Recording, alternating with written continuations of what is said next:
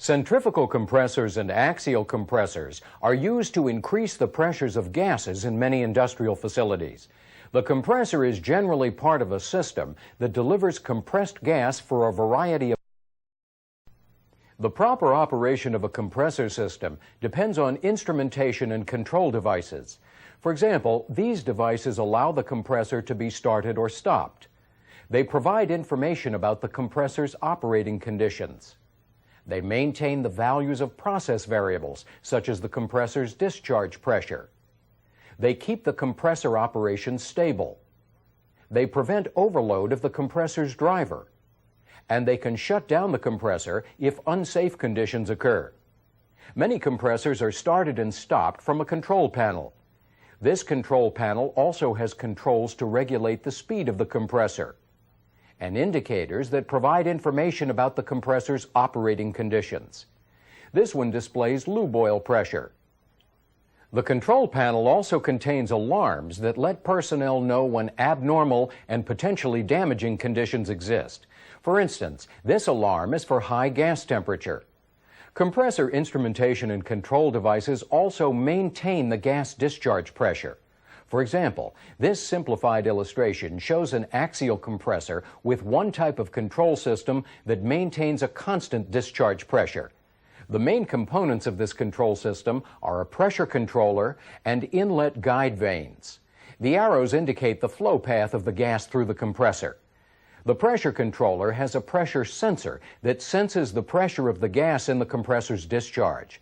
If the discharge pressure deviates from its desired value or set point, the controller sends a signal that opens or closes the inlet guide vanes. As long as gas flow through a compressor matches the demand for gas, the discharge pressure also remains constant. When the demand for gas increases, discharge pressure begins to drop. The pressure controller responds to the change in pressure by opening the inlet guide vanes, which allows more gas to enter the compressor. When more gas enters the compressor, more gas can be compressed. As more gas is compressed, the discharge pressure increases until it returns to its desired value. On the other hand, if the demand for gas decreases, discharge pressure increases. The pressure controller responds to the increase in pressure by closing the inlet guide vanes. As a result, the flow of gas into the compressor is reduced. Less gas is compressed, and the discharge pressure returns to the desired value. So, by adjusting the flow of gas into the compressor, the control system maintains the discharge pressure of the compressor at the desired value.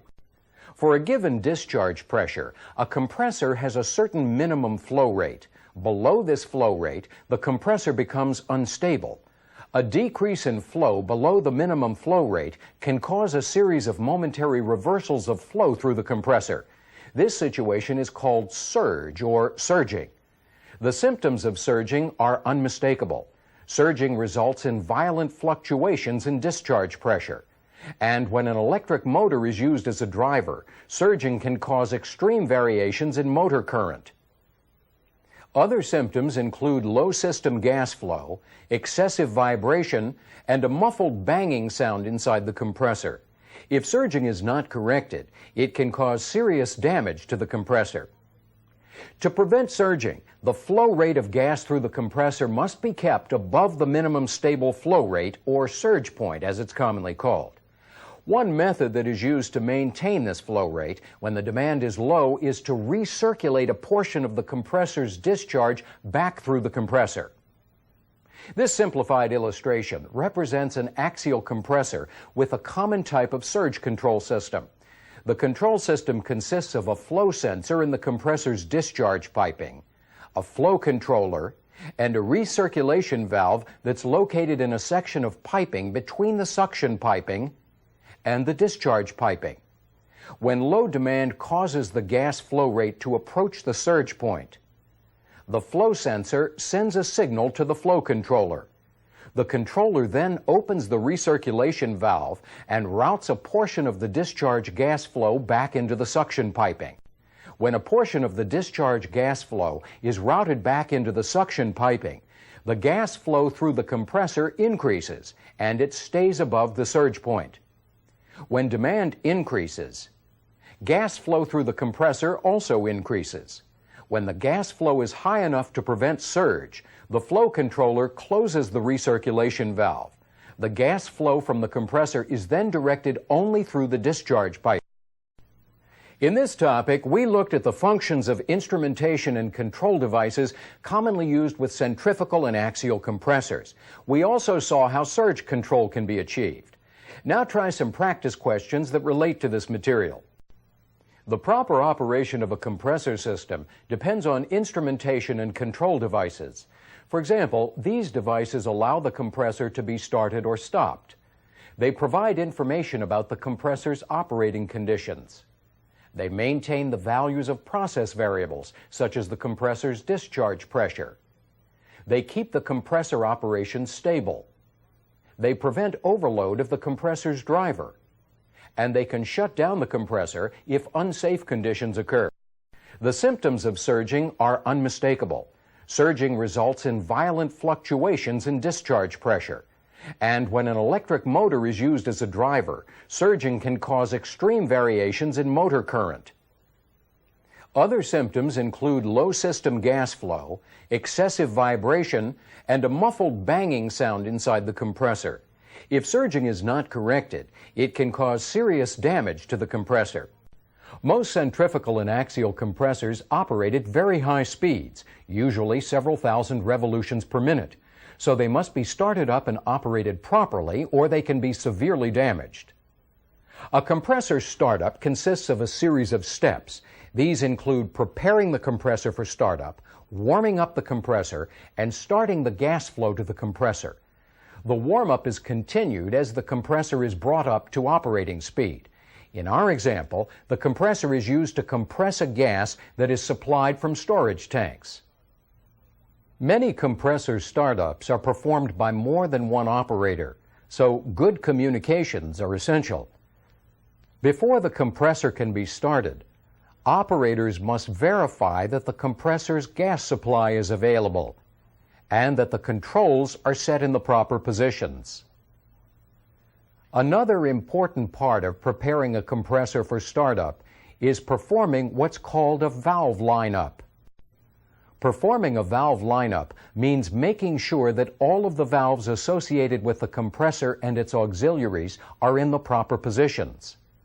For example, this operator is opening the oil supply valves in a compressor lubrication system. These valves must be open to supply lubricating oil to the compressor. Once the operator is sure that all of the valves are properly set, he starts the compressor auxiliaries and makes sure that they're operating properly. For example, this lube oil pump has a steam-powered driver. It's started by opening the valve that supplies steam to the driver. Then, to make sure that the pump is working correctly, the operator checks the lube oil supply to the compressor. One way to do this is to make sure that the oil is at the proper pressure. In addition to starting and checking the auxiliaries, the operator also checks the compressor to make sure it's ready to be started. He checks the equipment for abnormal conditions, such as loose or missing parts.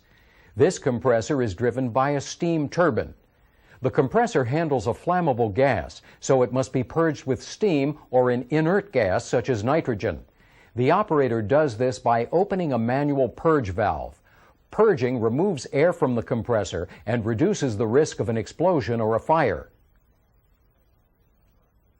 Once the compressor has been purged, it is started and allowed to warm up. The steam turbine is started at a low speed to allow the compressor to warm up. The steam turbine is started by opening the steam supply valve.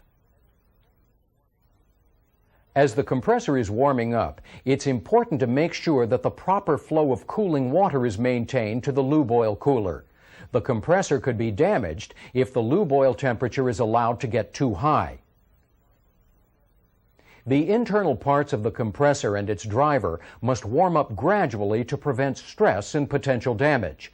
For this reason, it's important to keep a close watch on compressors while they're warming up. Once a compressor and its driver have run for a while at a low speed, the compressor can be brought up to operating speed. This involves increasing the speed of the compressor at a certain rate, which is called a ramp rate. The compressor and the driver will continue to warm up as speed is increased. Increasing the speed according to the ramp rate ensures that the compressor's parts warm up evenly. As a general rule, it's important not to exceed the ramp rate while a compressor is being brought up to speed. However, in many centrifugal and axial compressors, certain rotational speeds, called critical speeds, cause severe vibration. This vibration is caused by the physical characteristics of the compressor's rotating parts. The vibration can be severe enough to seriously damage a compressor. Critical speeds are often identified in a compressor's operating procedures, and they occur when the compressor is at less than full operating speed. When a critical speed is reached, the ramp rate is usually increased to pass through the critical speed as quickly as possible.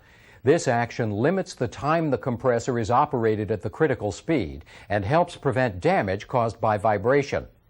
After the critical speed is passed, the normal ramp rate is resumed.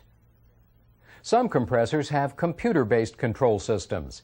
These systems often control ramp rates and make changes as needed to pass through critical speeds. Eventually, the compressor will be brought up to its minimum operating speed, which is the lowest speed the compressor can be operated at without causing surge or other operating problems. When the compressor reaches its minimum operating speed, the gas flow to the compressor can be started. Once the gas flow is started, the compressor can be brought up to operating speed at a rate prescribed by the compressor's operating